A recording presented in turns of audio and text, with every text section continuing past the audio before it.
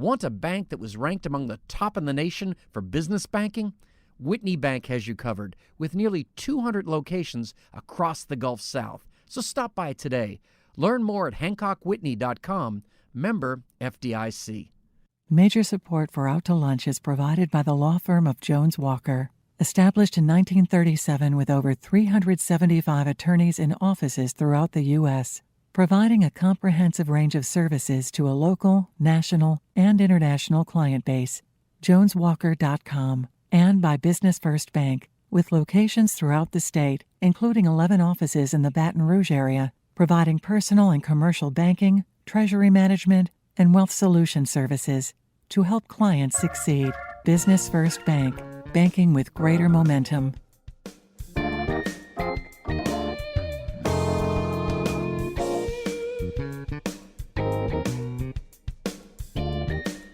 From Mansour's on the Boulevard, we're out to lunch with Stephanie Regal. Stephanie Regal is a broadcaster and editor of Baton Rouge Business Report. It's business, Baton Rouge style.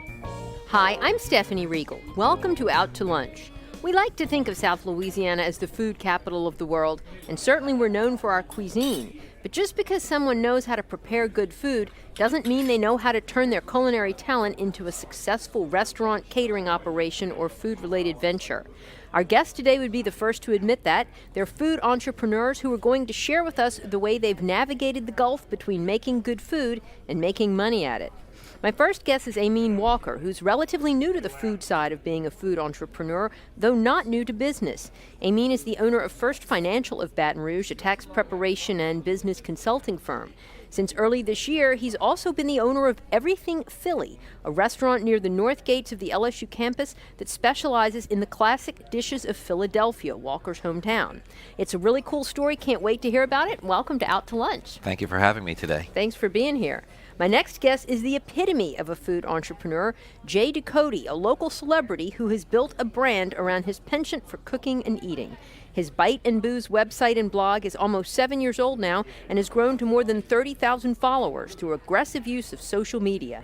Jay has also launched a line of barbecue sauces, hosts a radio show, and has made it to the finals of the Food Network's show Food Network Star. And everybody in Baton Rouge and everywhere around Louisiana was cheering you on, Jay. Well, thank you. I appreciate it. I still feel the cheers. It's pretty cool. I know you do. Well, welcome to Out to Lunch. Ameen, I want to start with you. You have several successful businesses under your belt, including companies that do lending, property management, First Financial. What made you want to get into the restaurant business? Didn't you have enough on your plate? I actually, when I was an undergrad, I ran a convenience store that also had a kitchen. It's called Wawa, very popular up north. Mm-hmm. And I did that the entire time I was an undergrad. And then while I was in graduate school, I worked at a bank during the day who paid for grad school. But at night, I also managed an IHOP for 3 years. Oh, wow. So I love the cooking. I love the food. The restaurant just came about as a natural thing for me to do. I actually enjoy it more than sitting behind a desk. Well, I can see that because I don't like sitting behind a desk. But I mean, you do have like real estate and financial type companies, and Correct. This is definitely a different direction. Correct. Why now or last year? Whenever you started working on this. Sure. As you mentioned, we have a group, my wife and myself, and I partner with Tyrus Thomas, who people know from LSU basketball, Sure. who I met several years ago, and we decided to partner up on several different projects. And, each one of those businesses is up and running and doing well. We tease that we can go on vacation and nobody calls us or texts us. And so those are things that we did. But, I've always missed the food, and I wanted the food. And my wife and I are constantly flying up to Philadelphia to get the cheesesteaks and to get the pizza. And so we just decided, you know what, everything else is running smoothly. Let's go ahead and venture out into this next area. So Everything Philly, you do cheesesteaks, you do this pizza you were telling me about. What else is on the menu? We do and everything is very old because Philadelphia, of course, is the oldest city. So we everything is very old. So the cheesesteaks we fly in Amoroso Rolls, which is a 100-year-old bread company from Philadelphia, and we use old Philadelphia meat, which is the 100-year-old company from that. And then we do the pizza, which is a Greek style, and we fly the flour and the cheese mix and everything from up there, and we make the sauce in-house. And then we also have a Burke's hot dog, which is about an 80-year-old quarter-pound beef large hot dog that's just wonderful. Everybody that tries it says they've never had anything like it before. Of course, we have the sides that go along with it. We have something that's called a stromboli, which is sort of like a calzone on steroids. And then our biggest, actually, the thing that we're selling the most of right now is Philadelphia water ice, which is it's really hard to describe. It's a smooth, creamy dessert, sort of the consistency of a sherbet. Okay, I was going to say like a gelato a little bit. Sort of, except the fact that, and I hate to tell people this before they actually try it, but there's no dairy, no gluten, no cholesterol, no fat. So no calories? It sounds wonderful. There are calories, no cholesterol, and no fat, but there are calories.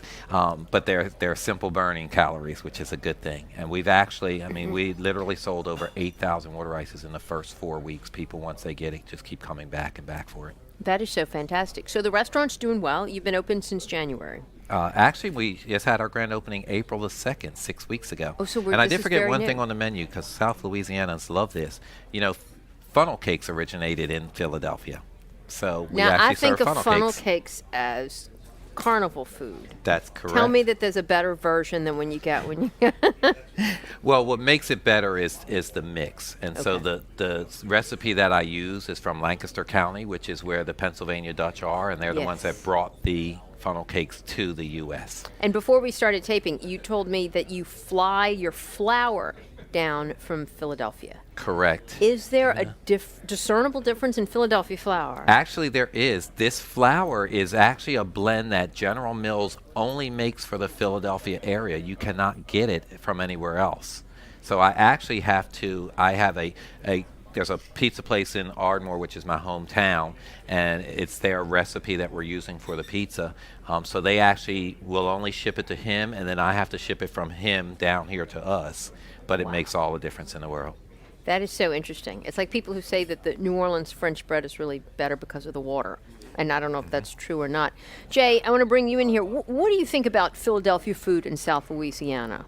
Well, I think it's a great market for it because it's something different. I think one thing that we do extremely well here is Louisiana food, but even people in Louisiana want to experience other cuisines, and we want to eat different things. And Philadelphia food is different, and there's certainly things like a Philly cheesesteak that are very notable, and this water ice, the Philly ice that you do, people that go up to Philadelphia come back raving about it. It's kind of like a creamy consistency in a snowball, what we think of as a snowball or a snow cone, but the texture is completely different, and it's really a cool, refreshing treat.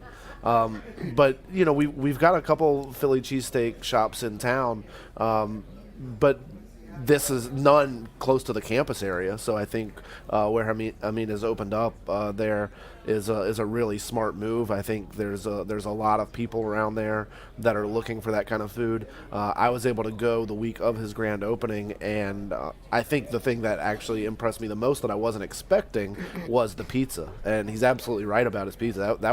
That's one of the best pizzas that you can find in the LSU area for sure.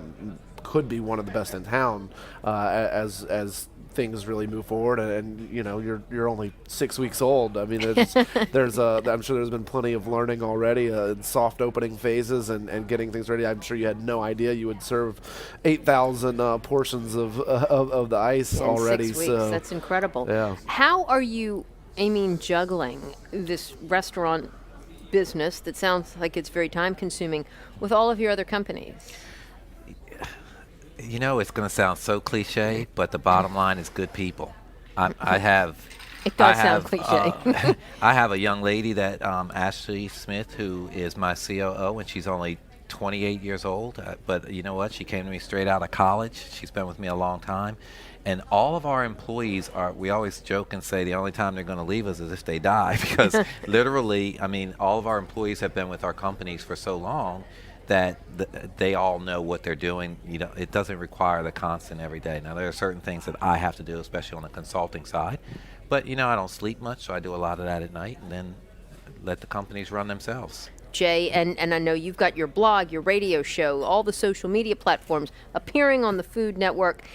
How how has that changed your whole business operation? You know, Stephanie, it's really been interesting. The whole journey that I've been on has been pretty crazy, and I really I'm very thankful and very grateful for the opportunities that I've had. It's definitely a lot of time and it's a lot of effort, and I think a lot of people see a lot of the success that I've had recently with national levels of exposure, and new people have been introduced to me and my brands, and they think maybe Food Network made me, and they didn't realize how many years You've of been work at this came for a long before time. them. And yeah, years of laying a foundation of learning the industry. When I started writing Bite and Booze, it was an online food journal, and I had never been employed in the restaurant world. I had never worked that side of the industry. I learned how to cook throwing tailgate parties at LSU, and it was just something I was passionate about. But I was passionate about eating good food and finding new restaurants to take for a lunch break because I was bored at my day job, and that's how everything started. And it grew from there, and I worked really hard to grow it, and I worked really hard to learn the social media side of it back in 2009, 2010, 2011, when I had a brand that was very young, but I was eager and I was growing something. And in 2011, I did have a big break getting cast on MasterChef on Fox. It was season 2 of MasterChef. I wasn't on there for very long. This past year, with Jesse Romero and Avery Kyle representing Baton Rouge very well and making it pretty far on the show, they got way farther in MasterChef than I did. But, fast forward, or that same year, but in my life, fast forward, and Food Network Star, I was able to get all the way to the end. Now you're getting ready to open up your own restaurant inside Right. the White Star Market. Right. And that's a really interesting concept. This is a concept that's really popping up all over the country. It's very popular right now. It's kind of the 2015, 2016 answer The to food court. declining food trucks. Okay. In a market, especially like Baton Rouge, where we saw a rise of food trucks, and now we've really seen a decline and almost No kidding, huh? almost like a disappearance of food trucks, and it's because it's a really tough business. It's because there are still some significant startup costs to it, operational costs. There's food trucks can break down, and Yeah. then not only does that cost you money to fix your truck, but your truck's not on the road. There's all sorts of issues that come with it, and what this food court, this gourmet food hall concept like White Star Market is doing is it's really providing that low startup cost ability for a young culinary entrepreneur to throw their hat in the ring and to jump into something without the $500,000 that it takes in startup money to open up your own restaurant from scratch, the brick and mortar style. And so what it's really done around the country, and what it's definitely doing in Baton Rouge, is it's getting young, excited, entrepreneurship-driven chefs and food people to have a platform to jump into that arena. And I'm that's so exciting. impressed with how much more diverse the Baton Rouge food scene is than it traditionally was, and it was even just 10 years ago. How do you all find in the Baton Rouge consumer, or the Baton Rouge diner? Are they becoming more sophisticated? That Sort would of. probably be a question for Jay. With me not being from Louisiana originally, I mean, I've been here 21 years, and certainly when someone asks me where I'm from, I say Louisiana. But, I came here after I left the military in '94. So I was a lot more traveled. And, there are certain things that we don't have here that you can't get. We don't have an Ethiopian restaurant. We don't have Yeah, and that's one that I would love to have. Absolutely. So there are different cultures that that have food that are really, really good that I don't think a lot of people here have even heard of, much less tried. So I'd love to see some of that. But I think I've definitely noticed a difference over the last 20 years of the number of places there are and the different types that are available. Yeah, I would completely agree with that. I just, in the past 7 years that I've been writing about everywhere that I've eaten, there's been a lot that has come along. There are a few places in town that do a really good, authentic Mexican Taco. Mr. Taco out on Airline Highway is really tasty. And if you go to the Mexican supermarkets like La Morenita on Florida Boulevard or La Tienda over on Segan, but there's not a whole lot of people that go to those places. There's No, people you're that are right. intimidated to walk into those People are places. intimidated, and they really don't like to venture out of their comfort zone very much. But But I once think they try it, they love it. I mean, once they try Absolutely. things. Yeah. I think a lot of people would like to start restaurants, as you've done, Amin, and you're getting ready to do, Jay, but they don't really have a clue. You know, what is the hardest thing about it? Or what do you have to know? Well, you know, the interesting thing, and this is, I was glad when I heard Jay say 8 to 9 months away or so, because, you know, my primary business, and my nickname is Biz Fixer, is, you know, I fix businesses, existing businesses, startup businesses, new and old. You know, and the one problem that most people have when they start any type of business is that they don't take enough time to plan and develop it and lay it out on paper. Make your mistakes on paper before you start, because trial and error is very expensive. And the restaurant business is even worse than that. And so, you know, they have to have a really, really good plan, set up a countdown to the opening of things they need to do along the way. And even with all the years of experience that I have and the huge companies that I consult and fix, I still made mistakes when I did it. And we Sure. planned it for 9 months, literally. And, you know, we talked about the pizza, for instance. I'm telling Jay to come back because we actually have tweaked it, because we ended up putting in another air unit to remove the humidity, because we found that the Louisiana humidity was wreaking havoc on the dough that we make every day. Really? And we also had to lower the amount of water, because the water is different, as you mentioned, from Philadelphia. So mistakes are bound to happen, but you need to be able to reduce those mistakes that you make. And particularly, I suppose, in the restaurant industry, it's unforgivable, because if a customer doesn't have a good experience, that's it, especially with social media. Absolutely. Sometimes you only get one shot with them. Now, if your customer service is good enough, then, you know, might they'll give you- usually give you another chance. But you're right. It's a very unforgiving Yeah, business. people can be very unforgiving, especially when a restaurant just opens and they're in that soft opening phase and they're still working out the kinks, and they're trying to announce to the public that that's what they're doing. But if somebody comes in and has a bad experience, they're still going to remember that experience, and these days they're a lot of times still going to post about that experience and write a review based on that experience. And then it's viral. So I think it's really hard to go through that soft opening phase and just be quiet these days. You know, friends and family for the first couple days kind of thing. Maybe if you can really keep it to that and, you know, tell them, look, like, y'all are coming in here so we can give the staff a proper training and everything, and we're cooking all this food, someone needs to eat it, but don't post about this yet. You know, Sure. that's when I open Government Taco, we need to be ready day one with the signature tacos that we're going to put on that menu. And the very first customer that we serve on the very first day needs to get our best taco. That's going to be the goal. Do you think food people, as a rule, know enough about business to do it, to go it alone or do it by themselves, or do absolutely you not. need a person with a business background to partner with? Yeah, I mean, That's better. I can I answer think that. I think that's a big part of it for sure, and I think it's one mistake that a lot of people make. It's also one thing that I do a lot of work with the Louisiana Culinary Institute here in town, and they do a tremendous job of putting people through culinary school, and they learn the food side of the business. But that does not mean that those people are ready to open their own business and to manage, do everything, and do the costing and the purchasing and the staffing and pricing and everything else that goes into the business operations, not just making food. Sure.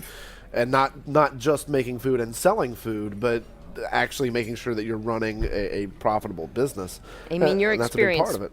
has probably helped you with that, although it's still Oh, early. no, absolutely. I mean, I would say that we were probably, you know, in a lot better shape than other people trying to do this, because, you know, it's just nature, and it's not, you know, it's not only the food people, it's doctors and lawyers and everybody else. They get degrees, and then they think they hang a shingle, they can run a business, and It is not the same. That is so true. That's such a good That's point. a very good point. So, they need to realize that they're, and I'm not saying come to First Financial, I'm saying come wherever, find somebody that understands business, because, there are a lot of people that are very good at what they do. Electricians or plumbers are very good at what they do, but how many business classes have they ever taken to do some of the things that Jay has mentioned?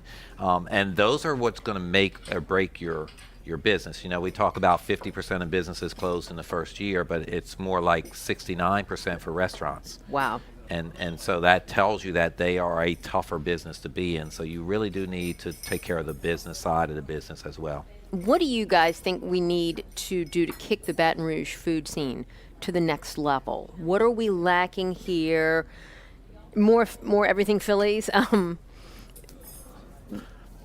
It's a good question. We have come a long way, and I think we are seeing a lot of progress in certain pockets of town. Government Street is really coming along when White Star Market is there, when Curbside Burgers is there, when the beer garden that is planned opens up. Goûter Restaurant just opened. Hopefully they're extremely successful. If that whole development of the bike paths and the changing of the lane structures up and down Government, and we really see a different part of Mid-City there, I think that's the kind of growth that can then foster in additional changes to a food scene. I think one thing that I kind of dislike about our food scene right now is that while we have a really wide variety, a lot of people don't know about it because it's all very pocketed. All the Vietnamese restaurants in town are in the same part of way down Florida Boulevard that certain people don't want to go to. Kind of like I was talking about with the authentic Mexican food here. Not the Tex-Mex. I'm not talking about Superior Grill and La Coretta. I'm talking about the tacos that you can go get at La Morenita and the queso fundido that they have at La Tienda, but people don't go in those places because they're Latin supermarkets that have taquerias in them, and people are afraid. Well, the same thing. My favorite Vietnamese restaurant in town is called Dang's Vietnamese Restaurant. It's right by Vin Phat, which is an amazing Vietnamese supermarket, but there are people that won't venture that far down Florida Boulevard. I would love to see a Vietnamese restaurant open up on Government Street in Mid-City, so people actually realize that we have that kind of food in town. We have great Thai food. We have great Vietnamese food. There are certainly other ethnic foods that I would love to have in there. You mentioned Ethiopia, and I think that would be fantastic. I think there's a lot that we could still strive to kind of increase the diversity of our food scene. How do we make that? There. How do we make that happen? I mean, we have to change the people. And their view of the food. Like Jay said, we have some very good food here, but I'm going to tell you it's a unique experience for me because I grew up in Philadelphia. I don't like seafood. I've never eaten seafood. Really? And so that knocks me out of 80% of the restaurants because they don't offer a second choice of anything. And then you combine that with the fact that my dad, raised us Muslim, even though I'm Methodist now, I never ate pork, and I don't have a taste for it, so I don't like it. Okay. So now, eliminate pork and seafood from your menu, and That's where not can you much. possibly eat in town? And why are you in Louisiana at that point? Because there's still the other 20% is still very good. But seriously, I mean, people need to understand and need to try different things. And, I would guess that most of the people in Baton, well, I can't say that. I'm just guessing, but I would say a lot of the people in Baton Rouge have never tried Vietnamese food. Yeah, I would guess you're they right. haven't tried this or that. So we need to change our perspective. We need to have a paradigm shift and try some different things out. I think that would increase things because people they seem to go to the same place over and over and over. No doubt. We only have time for about one more question. Tell me, what is your long-term goal for Everything Philly? And within the context of your other companies, do you hope to grow it and expand it, maybe franchise one day? Do you want to sell it? And that has actually shifted a little bit even since we started, which shows you how well, a plan, even if it's laid out, can change. We actually had plans to have 5 of these open by the end of 2017. Okay. The other end of town towards Seagan, somewhere that way, maybe out in Prairieville, Denham, maybe out in Central or Zachary or somewhere out there. But we've learned from just the first 6 weeks that what we're selling more than anything is the ice. So what we're shifting our plan, and we're going to open another full service one out in that end of town, which would make it more convenient for people on that side. But beyond that, we started a new company called Everything Philly Ice Express. No kidding. And we're going to do like the Baskin Robbins in a shopping center, open every day, not unlike snowball stands that are closed down for the year. And we are just going to do ice. And I think that Baton Rouge could probably support 10 of those. We don't have plans to franchise at this point. We don't need to franchise. We can do it ourselves. And beyond that, we will look at that point, franchising the Everything Philly Ice Express. Great idea. Well, good luck with that. And you're going to continue to operate your existing companies? Yes. Very good. All right. Yes. What about J. Ducote? You've got your restaurant, you've got all your operations. Are you hoping to get back on the Food Network? You expand your products into the grocery stores? We didn't even talk about your sauces. Yeah. The product line is definitely something that I'm looking to expand. The barbecue sauce and molasses mustard are out right now. We've got a new vintage of my wine that I work with Landry Vineyards on that's coming out soon, and I also have a barbecue dry rub that is going to be launching very soon in the next few weeks. And so that's very exciting, just to have more products in the portfolio and be expanding into more stores. We just got picked up by about 30 Rouse's supermarkets. Fantastic. And we're doing more expansion into the New Orleans market, and that's going to get me there more to be doing tastings and demos and things like that. So the product line is a big part of what I'm focusing on now, and is a whole lot of fun. I was also recently invited to cook at the James Beard House in New York and do a LSU-inspired tailgate party dinner at the James Beard House. It's a huge honor. It's huge. Congratulations. It's I think I'm having trouble even grasping how big it is for somebody like me who still doesn't have a restaurant, and when I do, it's going to be a taco shop and a market. To be invited to cook at the James Beard House and to represent Louisiana food and to represent LSU tailgating food at the James Beard House, a big honor. So that's going to be in July, and we're going to be doing some practice and preview dinners here. July 8th at the Louisiana Culinary Institute is going to be one of those. We're gonna do a dinner for 80 people there, just like we'll do in New York, so we can really get a practice run at all the prep that it's going to take and all the cooking that it's going to take to execute the dinner that we're doing. So that's a big honor, and certainly getting back on national TV is something that I would really like to do, and hopefully it'll happen soon. And we'll see. Sounds great. Trying to make that happen too. Well, J. Ducote, Amine Walker, you both are great examples of how the entrepreneurial spirit is alive and well in Baton Rouge, and what you're doing in the food world is truly impressive. So thanks for sharing your stories on Out to Lunch. Thank you, Stephanie. My guests today on Out to Lunch have been Amine Walker of Everything Philly and J. Ducote of BiteandBooze.com. You can find out more about Everything Philly and Bite and Booze by following the links on our websites. It's batonrouge.la and wrkf.org. Today's show is recorded live over lunch at Mansur's on the Boulevard in Baton Rouge. Mansur's is open for lunch daily from 11 to 2, for dinner nightly, and for brunch on Saturdays and Sundays. The producer of our show is Grant Morris. Our technical producer is Eric Merle. Our associate producer is Peter Raschuti, and our Baton Rouge business consultants are Charlie D'Agostino and Ann Edelman. You can see photos from this show on itsbatonrouge.la and on our Facebook page. These photos are taken by Ken Stewart. Mitch Foreman wrote and performs all the music on Out to Lunch. Mitch's latest album, Puzzle, is out now. You can find out more about that at mitchellforeman.com. You can get this show as a podcast, you can listen to past shows, and you can keep up with us on all kinds of social media by going to our websites, itsbatonrouge.la and wrkf.org.